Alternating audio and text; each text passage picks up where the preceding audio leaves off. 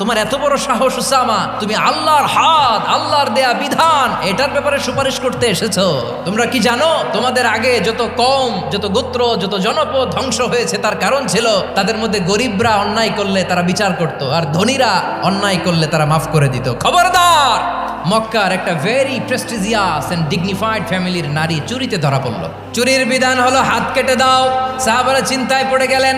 আল্লাহর নবীর সামনে দাঁড়িয়ে আল্লাহর দেয়া বিধান থামিয়ে দেওয়া, মাফ করে দেওয়া, এই কথা বিশ্বনবীর সামনে বলার সাহস তো কেউ রাখে না। কেউ কেউ বলল, উসামারে পাঠাও। তরুণ সাহাবী বিশ্বনবীর কাছে গেলেন, যে বললেন, এবারের জন্য কি এই মহিলাটারে মাফ করে দিলে হয় না?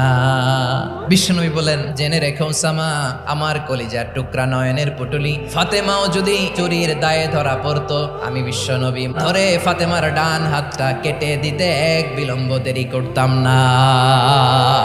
এই ছিল বিশ্বনবী ইসলামের আদা।